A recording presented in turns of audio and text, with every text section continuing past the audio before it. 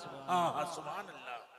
मुझे भी शाहिद असरा बना दिया होता, मुझे भी शाहिद असरा बना दिया होता, नबी के गर्द कफे पा बना दिया होता, नबी के गर्द कफे पा बना दिया होता। हमारे घरों में अक्सर मियाँ बीबी में झगड़ा होता है ना।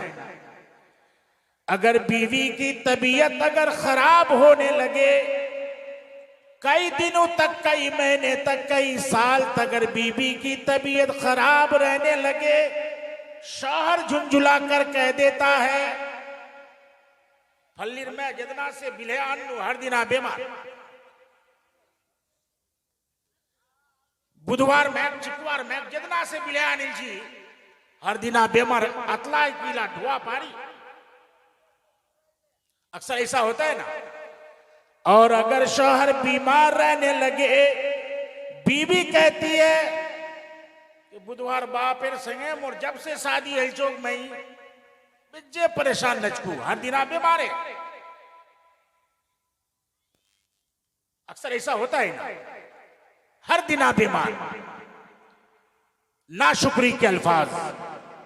शौहर भी कहते हैं हमको दूसरी शादी कर लेना पड़ेगा, लगता है दूसरा ब्याह करवाएंगे।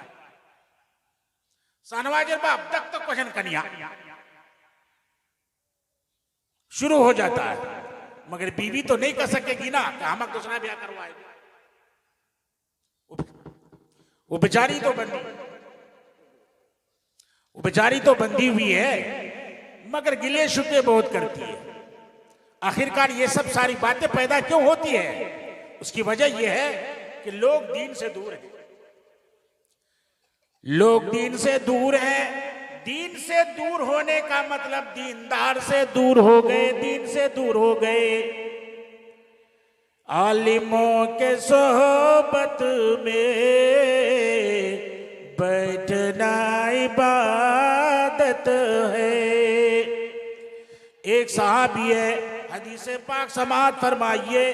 तवज्जो है ना भाई, जरा हाथ उठा के बोलिए, हमारे माँ बहने भी सुने। एक सहाबिया है, शादी होकर 12 साल का अरसा हो गया। शौहर खुश हो गए, अपने बीबी की खिदमत से शौहर खुश हो गए। रात दिन बीवी ने बड़ी खिदमत की। बहुत प्यारी हदीस सुना रहा हूं, उठक बैठक कीजिएगा ना। और ये अगल बगल में जो बच्चे इधर उधर जाते हैं, जरा सा उन्हें अब रोकिए, हदीस पाक सुन लीजिए। इंशाल्लाह इसको याद भी कीजिएगा, अपने घरों में जाकर के बयान भी कीजिएगा। सबसे औला, सब बोलिए तो, सबसे औला वो आला हमारा नबी, और सबसे बाला वो वाला हमारा नबी। अपने मौला का प्यारा हमारा नबी, और दोनों आलम का दूल्हा हमारा नबी। ओ भाई रहने दीजिए ना, जरा सा सुन लीजिए। 12 साल का अरसा हो गया, शौहर अपने बीबी के खिदमत से खुश। शौहर बोले ना, अपने बीबी के खिदमत से खुश। चाय भी टाइम पर, भात भी टाइम पर, सुलाने जाए तो पैर भी दबाना, बाल में कंघा करना। गर्ज ये कि 12 साल तक बीवी बहुत शानदार खिदमत की। शौहर खुश, शौहर, अरे भाई चुप ना यार, शौहर खुश हो गया।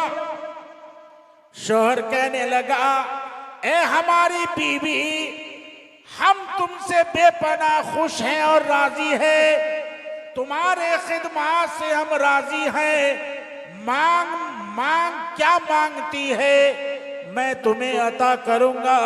मेरे पास दीनार भी है, दनानीर भी है, सोना भी है, चांदी भी है, और मेरे पास बाग है, बगीचा है, बिल्डिंग है, इमारत है, जमीन है, जायदाद है। जो मांगोगे अता कर दिया जाएगा। जरा बोलिए सुभान अल्लाह। तो बीवी क्या मांगेगी, जरा बोलिए तो आप। सोना मांगेगी। बीवी कहने लगी, जरा तवज्जो फरमाइए, बीवी कहने लगी, अच्छा आप हमारे खिदमत से राजी हैं, आपके पास सोना है, चांदी है, हीरे है, जवाहरात है, जमीन है, जायदाद है, बाग है, बिल्डिंग है, इमारत है, मुझे कुछ नहीं चाहिए। ऐ मेरे शोहर नामदार, अगर मेरे खिदमत से आप खुश हैं, अगर आप मुझे कुछ देना ही चाहते हैं तो मुझे 3 तलाक दे दीजिए। किस कदर ताज्जुब की जा है। शौहर तो ये सोचा कि बाग मांगेगी तो दे दूंगा, बिल्डिंग मांगेगी तो दे दूंगा, इमारत मांगेगी तो दे दूंगा, जमीन मांगेगी तो दे दूंगा, जायदाद मांगेगी तो दे दूंगा, जो कुछ भी मेरी बीवी मुतालबा करे तो मैं दे दूंगा। मगर जब बीबी ने कहा कि अगर आप मुझे देना ही चाहते हैं तो 3 तलाक दे दीजिए। बड़ा अजीब और गरीब वाकया है, जरा सा गौर से सुनिएगा। अब शौहर तड़प के उठा, छोड़ दिया तकिया, आंख खुल गई, मुंह खुल गया। बीवी क्या मांगती है, होश में तो है।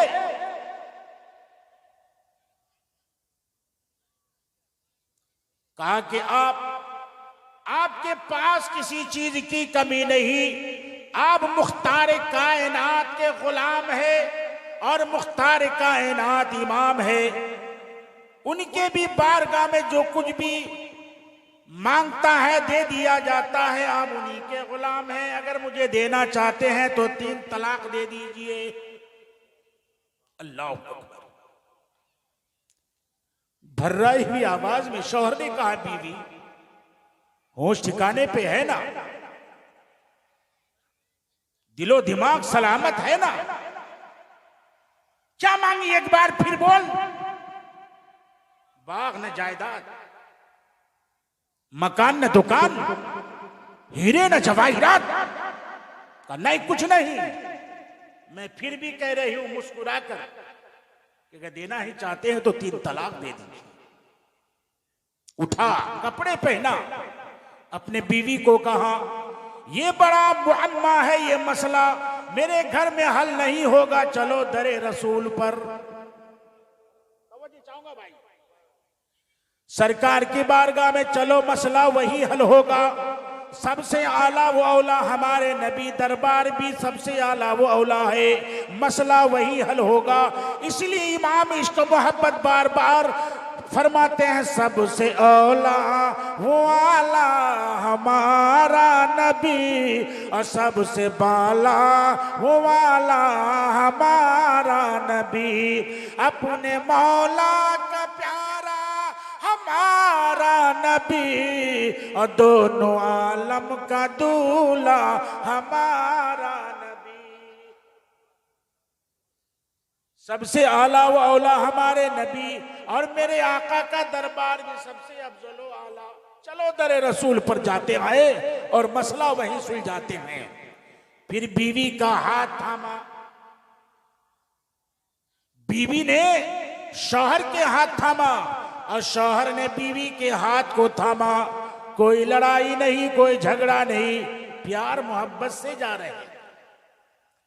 चलते चुके का शान नबूवत दरे रसूल कुछ दूरी पर था और रास्ते में कुछ नशेबो फराज, जमीन ऊंची नीच, नशेबो फराज ऊंच नीच होने की वजह से शौहर का पैर गड्ढे में गिर जाता है और शौहर का पैर टूट जाता है। तवज्जो फरमाइए, अब यहीं से तवज्जो है ना भाई। शौहर का पैर बोलिए टूट गया। बीबी दोनों हाथ से अपने शौहर को संभालती है, प्यार करती है, पेशानी को चूमती है, बाजू में दबाती है। गोया के पहले से शौहर पर ज्यादा प्यार आ गया है। कहा मेरे शौहर अब कासाना नबूवत के तरफ जाने की जरूरत नहीं, अब घर चलो, मुझे अब तलाक नहीं चाहिए। तवज्जो है ना। अब मुझे, ऐ मेरे शौहर अब मुझे तलाक नहीं चाहिए, चलिए घर चले। फिर वहां से अपने शौहर को संभाल कर घर लेकर के आती है, अपने पलंग और चौकी पर बिठा देती है, गुनगुनाती है, मस्त रहती है और बोलती है सबसे औला वाला हमारा नबी और सबसे बाला वो वाला हमारा नबी। गुनगुना रही है और वो मुस्कुरा भी रही है, पहले से ज्यादा अपने शौहर की वो खिदमत कर रही है। मगर अब शौहर बड़ा परेशान है। मेरे बीवी तुम्हारा राज समझना मुश्किल, तुम्हारा मुअम्मा समझना मुश्किल, आखिर क्या बात है कि मेरा पैर नहीं टूटा था, तुम तलाक चाहती थी, अब मेरा पैर टूट गया है, अब तो पहले से ज्यादा तुमको खिदमत करना पड़ेगी, तुम्हें पैखाना पेशाब कराने के लिए ले जाना पड़ेगा, गंदे कपड़े भी धोने पड़ेंगे, मुझे खिलाना भी होगा, पिलाना भी होगा। आखिर इस आलम में हर सेहतमंद बीबी अपने शौहर को छोड़कर चले जाना चाहती है। मगर मैं जब सेहतमंद था तुम छोड़ के जाना चाहती थी, अब मैं माजूर हो गया, तुम मुझे छोड़कर जाना नहीं चाहती है। वजह अब तो पहले से ज्यादा हमें ये मुअम्मा समझ में नहीं आता। ए मेरे शौहर, अल्लाहु अकबर।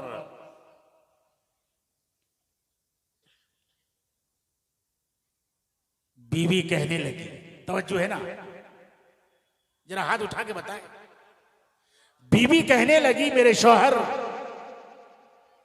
आप इस राज को जानना चाहते हैं, हम पहले तलाक चाहते थे, अब मुझे तलाक नहीं चाहिए, इस मामला को समझते हैं? कहा मेरे बीवी मेरा कलेजा फटा जा रहा है, बता दो तो सही आखिर राज क्या है, आखिर ये मुअम्मा क्या है। बीबी कहने लगी, तवज्जो है ना, सुनेंगे ना आप लोग। बीबी कहने लगी ओ मेरे शौहर नामदार, मैंने रसूले कायनात से सुना था। मैं माँ बहनों से भी गुजारिश करता हूं कि वो भी जरा ध्यान से सुने। ऐ मेरे शौहर नामदार, मैंने रसूले कायनात से एक मर्तबा सुना था कि जिन पर बार बार मुसीबतें, परेशानियां, आजमाइश आती है, परेशानियां आती है, मुसीबतें आती रहती हैं, तो अल्लाह उनसे राजी रहता है। सुभान अल्लाह। इसलिए आला हजरत फाजिल बरेलवी अर्दाहु अन्ना अपने किताब मलफूजात में तहरीर फरमाते हैं, हर 40 दिन में 3 चीज का होना जरूरी। हर 40 दिन में 3 चीज का होना जरूरी। अगर हर 40 दिन में ये 3 चीज में से कोई भी एक चीज नहीं हुआ तो हैबत आ जानी चाहिए और रब के हुजूर सर्वसजूद होकर मौला को राजी करने की बात करनी चाहिए कि मौला ये 3 चीज मुझे नहीं आई, क्या तुम उससे नाराज तो नहीं हो गया? सुनना चाहेंगे 3 चीज क्या है? बोलिए।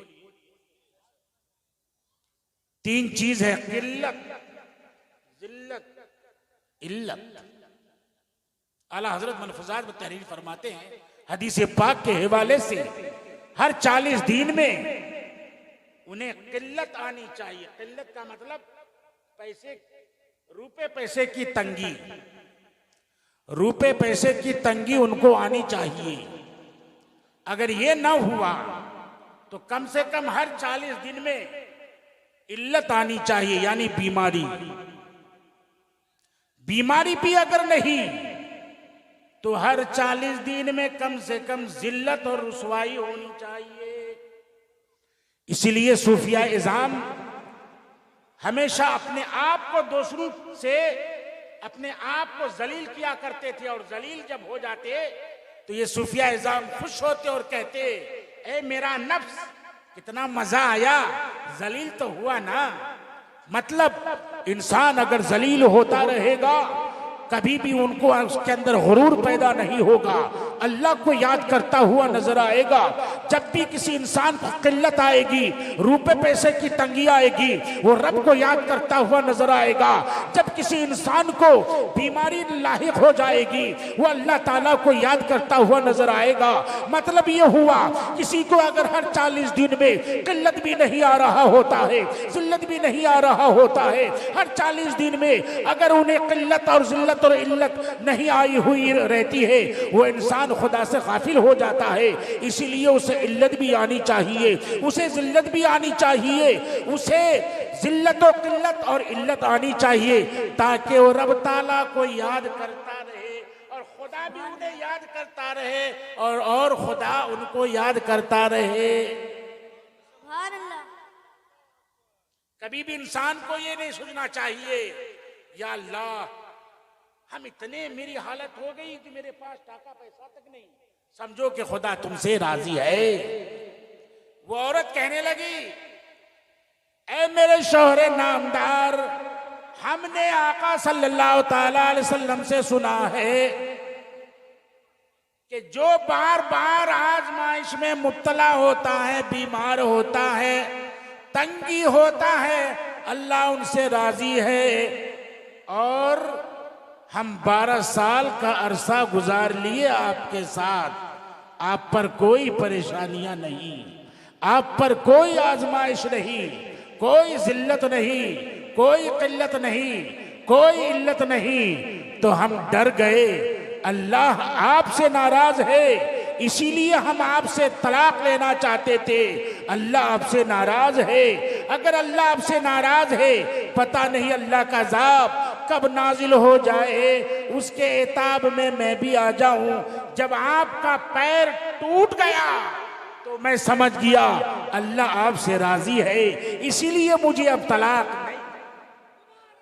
सुभान अल्लाह। जरा सोचिए, अगर एक शौहर बीमार नहीं पड़ा तो बीवी कहने लगी मैं तुम्हारे पास नहीं रहूंगी, बीमार हो गया तो बीवी कहती है मैं तुम्हारे पास रहूंगी, इसलिए तुम्हारी जितनी ज्यादा खिदमत करूंगी उतना ही खूबसूरत मेरा रब मेरे लिए जन्नत में घर बनाएगा।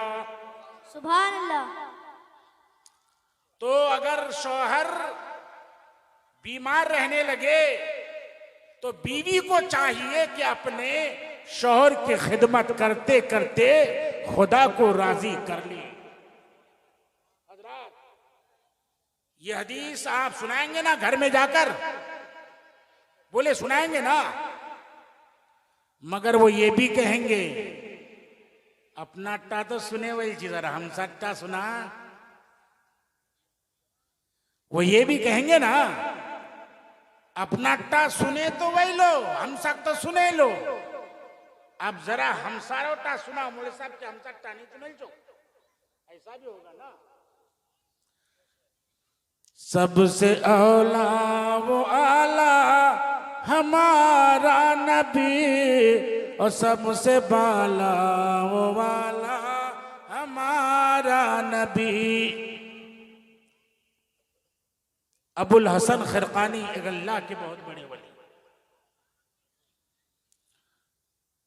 अबुल हसन खिरकानी रहमतुल्लाह अलैह अल्लाह के बहुत बड़े वली।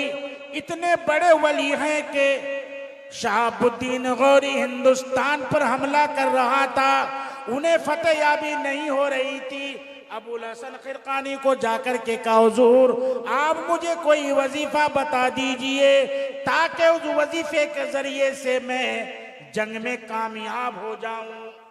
तो हजरत ने क्या कहा, अपना कुर्ता उतार कर दिया और कहा कि ये कुर्ता ले जाओ और जंग के आगे सिपाहियों के आगे आगे रखना, इसकी हैबत से तुम्हारा दुश्मन भाग जाएगा और तुम्हारे सिपाही फतेयाबी हासिल कर लेंगे। और ऐसे ही जिनके जुब्बा का ये आलम है तो जुब्बा वाले का आलम क्या होगा। हजरत अबुल हसन खिरकानी रहमतुल्लाह अलैह के पास एक जेंटलमैन आया और मुरीद हुआ। मुरीद होने के बाद कुछ दिनों के बाद अपने पीर से मुलाकात करने के लिए जाता है। दरवाजा बंद, दस्तक दिया, दरवाजे से आवाज आने लगी, कौन? सुभान अल्लाह सुभान अल्लाह। तो हजरत अबुल हसन खिरकानी रहमतुल्लाह अलैह के मुरीद ने कहा कि मैं हजरत का मुरीद हूं, हजरत का गुलाम हूं। घर से आवाज आने लगी, तवज्जो चाहूंगा। घर से आवाज आने लगी, कौन पीर?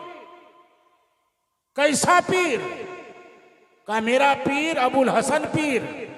कहा कि अच्छा वो पीर भी बन गया, कब से पीर बना? अरे वो तो बड़े अल्लाह के वली हैं। कहा कि अच्छा वो बड़ा वली भी बन गया। बीबी मानने तैयार नहीं। अरे बड़ा धोखाबाज है वो, कोई वली नहीं, कोई पीर नहीं, कोई मुर्शिद नहीं, ढोंगी पाखंडी है, चला जा, बेकार आदमी है वो। मुरीद का दिल चूर चूर हो गया। तो चाहूंगा भाई, वहां से निकला। एक पीर भाई से मुलाकात हो गई। अबुल हसन रज़ी अल्लाह ताला अन्हु के एक और मुरीद से मुलाकात हो गई। कहने लगे कहाँ गए थे? कहा गया था अपने पीर से मुलाकात करने के लिए, मगर उनकी बीवी ने अजीब अजीब बातें की, अपने शौहर की शिकायत की। मेरा दिल टूट गया, मैं मुरीदी तोड़ दूंगा। सुभान अल्लाह सुभान अल्लाह। मैं बैयत तोड़ दूंगा, किसी और अल्लाह वाले का दामन थामूंगा जाकर। अच्छा का क्या हुआ? का देखो मियाँ बीवी का जो राज है, जो बीवी से ज्यादा कोई नहीं जानता, बीवी से बढ़कर कोई नहीं जानती।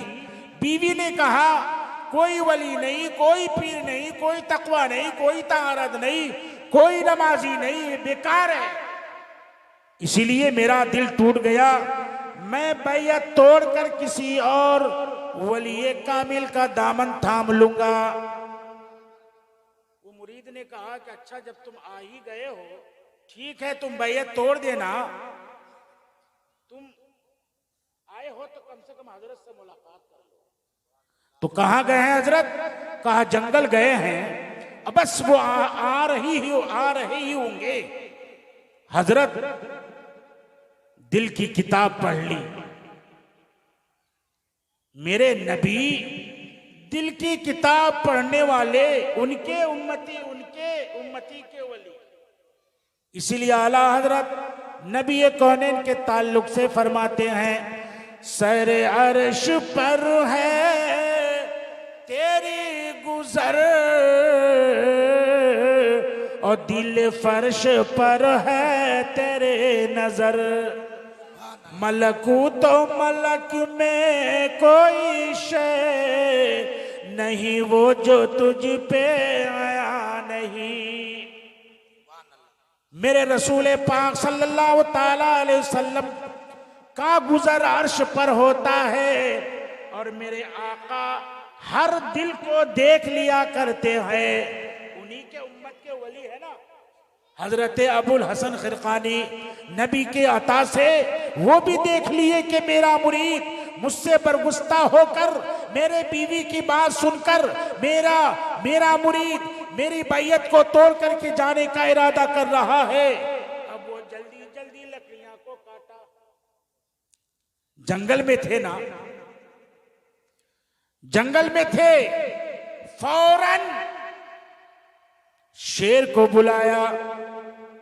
शेर हाजिर, लकड़ी का गट्ठर शेर के ऊपर रखा।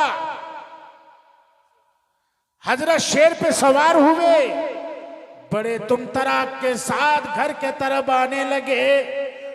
मुरीद ने देखा कि मेरा पीर शेर की सवारी करते हुए आ रहा है। कदमों में झुका और कहने लगा, हुजूर माफ कर दीजिए, हमने सोचा था आपका कोई मकाम नहीं, आपकी कोई इज्जत नहीं, आपकी कोई मर्तबत नहीं, आपकी कोई शान नहीं, आपका कोई तकवा नहीं, आप औला नहीं है, आप उला नहीं है, इसलिए कि आपकी जौज़े मोहतरमा ने हमारा दिल खराब कर दिया था। मगर हुजूर मैं तो देख रहा हूं कि आप शेर की सवारी करके आ रहे हैं। कहा अच्छा अच्छा ठीक है। लकड़ी के गठरी को उठा लिया और शेर को कहा कि शेर तुम यहां से चले जा। शेर चला गया। अब वो मुरीद कहता है, हुजूर आपकी शान बड़ी, जरा तवज्जो फरमाइएगा क्या कह रहे वो, आपकी शान बड़ी, आप अल्लाह के बड़े वली, आपका ऊंचा मर्तबा, आप साहिबे तकवा, साहिबे हुकूमत, साहिबे सरवतो इज्जत। ए हमारे पीर, आपकी बीवी आपके लायक नहीं है। अब सुनिए, बीवी जब कहेंगी खाली हम सारे टा कह लो, अपना रेटा कह लो, जरा मोरोटा को तो जरा सुनिए क्या कहा।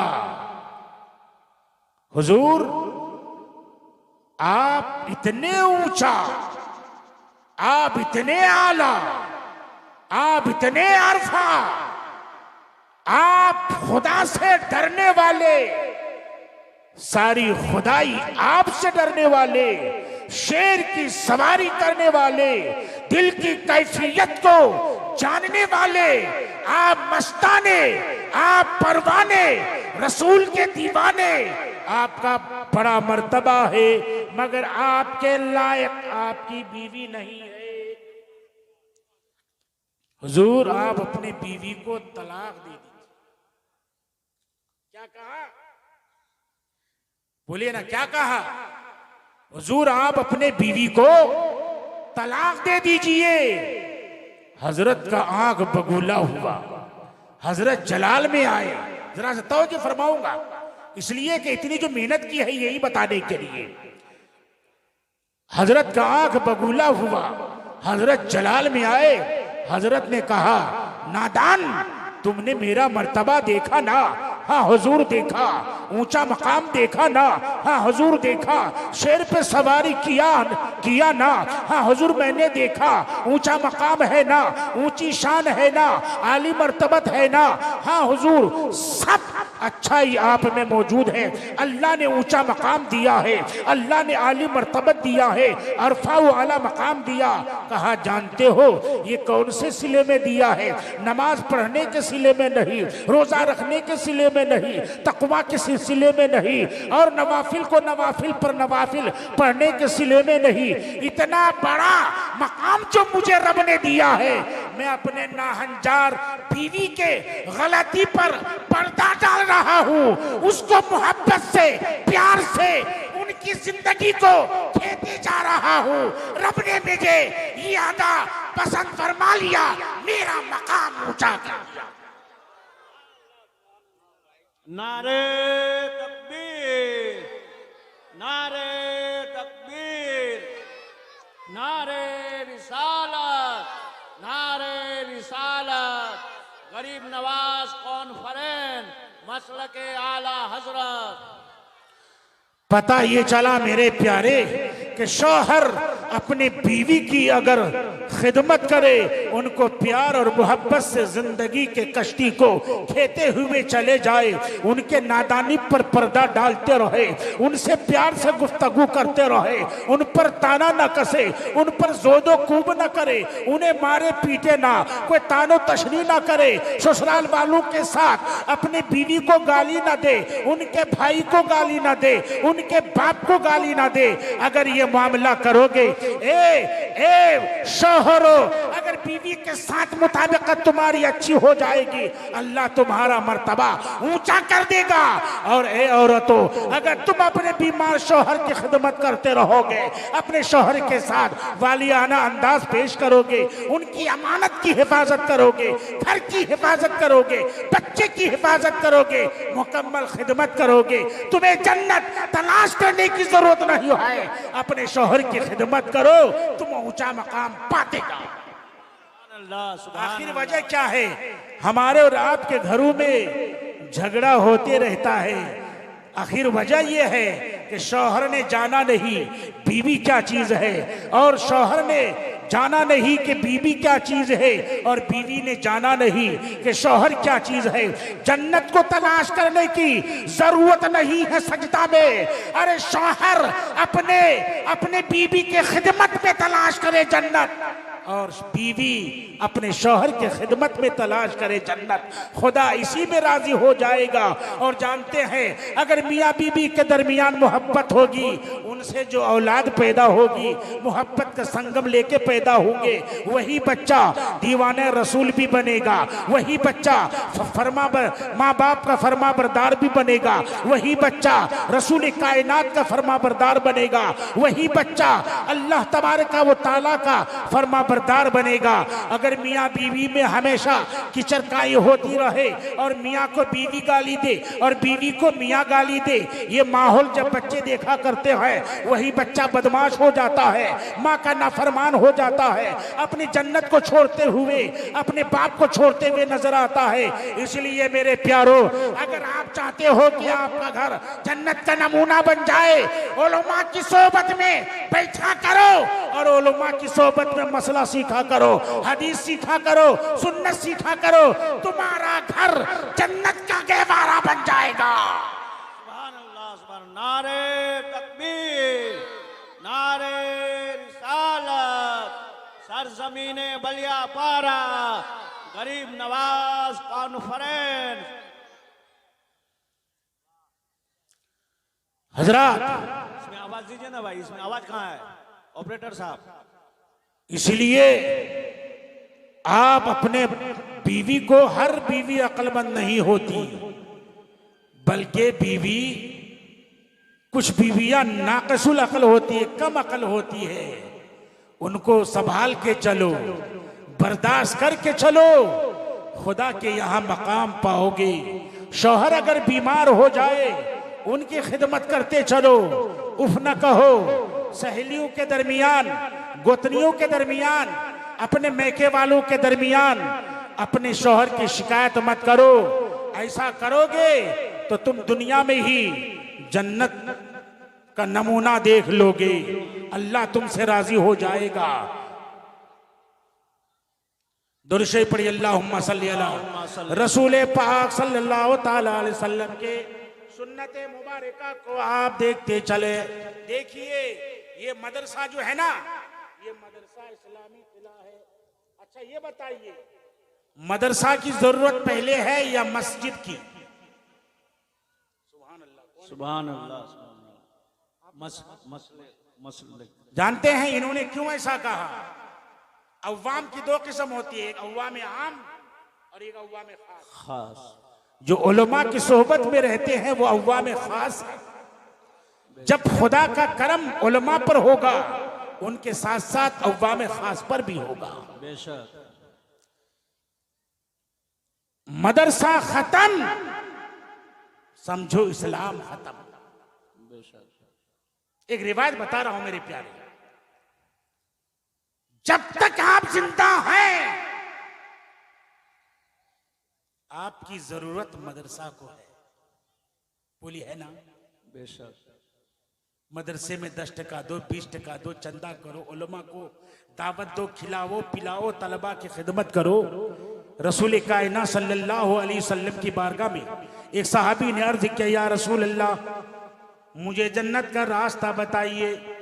सरकार ने फरमाया, जन्नत का रास्ता अगर बनना चाहते हो तो आलिम दीन बन जाओ। सुभान अल्लाह, सुभान अल्लाह। अब आप सोचेंगे हमरा तो गेनू, अब तो आप सोचेंगे कि जा हमरा तो खत्म। सरकार ने फरमाया, आलिम दीन अगर ना बन सको तो तालिबे इल्म बन जाओ। सुभान अल्लाह, सुभान अल्लाह। दो बातें हुई जी।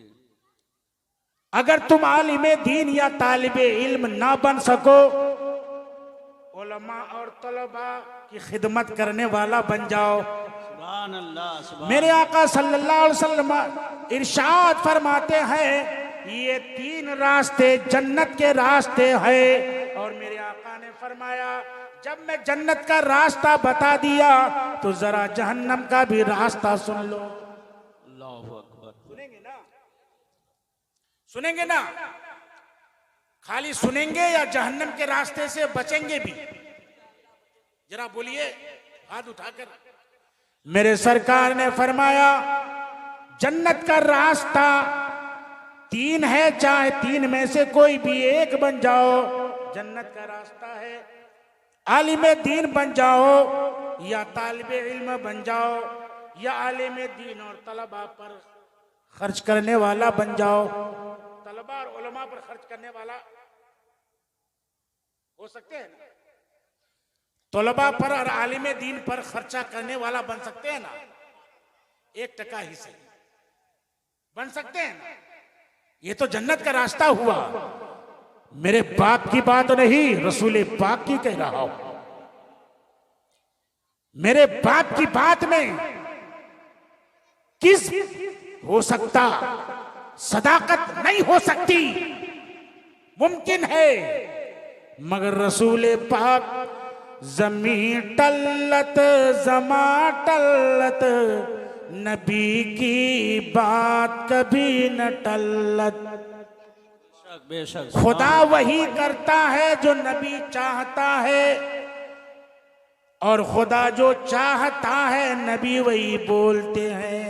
बेशक। आला हजरत फरमाते हैं, खुदा की रजा चाहते हैं दो आलम, खुदा चाहता है रज़ाए मुहम्मद। सुभान अल्लाह, सुभान अल्लाह। मेरे सरकार ने फरमाया, जन्नत का रास्ता आलिम दीन बन जाओ, आलिम दीन ना बन सको तो तालिब इल्म बन जाओ, तालिब इल्म ना बन सको तो क्या बनो? आलिम और तालिब इल्म ना बन सको तो तीसरा रास्ता क्या बताया? तालिब इल्म और आलिम दीन पर खर्च करने वाला बन जाओ, उनकी सोहबत में बैठने वाला बन जाओ। ये रास्ता हो गया ना। जहन्नुम का रास्ता भी मेरे आका ने इरशाद फरमा दिया, फरमाया उलमा की मुखालिफत ना करो, तालिब इल्म की मुखालिफत ना करो, और जो कोई उलमा और तलबा और मदरसे पर खर्चा करते हैं उनकी भी मुखालिफत ना करो। मुखालिफत करने वाला उलमा की, मुखालिफत करने वाला तालिब इल्म की, और मुखालिफत करने वाला तलबा और उलमा पर खर्चा करने वाले की, ये जहन्नुम का रास्ता है। किसने कहा? मेरे आका ने इरशाद फरमाया। सरवरे कायनात सल्लल्लाहु अलैहि वसल्लम हदीस पाक सुनिए। अच्छा मुहर्रम होता है ना मुहर्रम? अच्छा आप लोग लठियाड़ी खेले हैं ना? बोलिए ना हाथ उठा के। अरे भैया 10-12 साल की उम्र में हम भी खूब लठियाड़ी खेले हैं। अच्छा मार ली, लाठी काट दिया हो, लाठी घुमाओ। लेकिन एक हदीस पाक सुनिए, मदीना शरीफ में हबशियों का लाठी का खेल होता, चारों तरफ से लोग घेर लेते, जो नाटे कद का होता उनको दिखा नहीं जाता, इधर से उधर से घूमते रहते, है ना कोई छोटा बच्चा है या नाटे कद का आदमी है तो अंदर क्या खेल हो रहा है सब कोई घूम के रहता है। नाटा बच्चा कि क्या खेल हो रहा है जरा हम देखें। ऐसा होता है ना। मदीना शरीफ में हबशियों का खेल हो रहा था। मदीने के लोग हल्का बनाकर चारों तरफ से ठिस्सम ठिस्सा होकर लोग देख रहे थे। मेरे आका भी देख रहे थे। हजरत आयशा सिद्दीका रदी अल्लाह ताला अन्हा आई और वो चूंकि नाचे कद की थी इसीलिए वो इधर से उधर से घूम रही है कि हम भी देखें कौन सा खेल हो रहा है। सुभान अल्लाह। मेरे आका का क्या कहना। मेरे आका ने फरमाया, ए आयशा ये हबशू का जो खेल हो रहा है क्या तुम भी देखना चाहती हो। हजरत आयशा ने फरमाया, हाँ या रसूल अल्लाह। तवज्जो है ना, तवज्जो है ना भाई कि सो रहे हैं। सबसे औला वाला हमारा नबी, सबसे बाला वाला हमारा नबी। जनाब आयशा से मेरे आका ने फरमाया, ए आयशा हबशियों का खेल तुम देखना चाहती हो। हजरत आयशा ने अर्ज किया, या रसूल अल्लाह। हाँ। सरकार ने क्या किया, हजरत आयशा को अपने कंधे में बिठाया। क्या प्यार है अपने बीवी से। कंधे पे बिठाया, जिस तरह से बच्चे को कंधे में बिठाकर कोई चीज दिखाते हैं उसी तरीके से मेरे आका सरवे कायनात ने अपने बीबी आयशा को कंधे में बिठाकर हबशियों का खेल दिखाया। ऐसा आप करेंगे? अगर करेंगे, करने जाएंगे तो क्या कहेंगे अपने आप को, भाग हाई मोटा काम नहीं करो, लोग दखबे तकी के भी, लोग दखबे तकी के भी। मगर कभी अपने बीवी को कंधे पे उठाकर कोई खेल दिखाना ताकि सरकार की सुन्नत अदा हो जाए। जनाब आयशा सिद्दीका रदी अल्लाह ताला अन्हा और मेरे आका सल्लल्लाहु अलैहि वसल्लम दस्तरखान में खाना तनावुल फरमाते और हजरत आयशा हड्डी को चूस कर दस्तरखान पर रख देते। मेरे आका उसी हड्डी को उठाकर उसी तरफ से चूस कर फिर दस्तरखान पर रखते।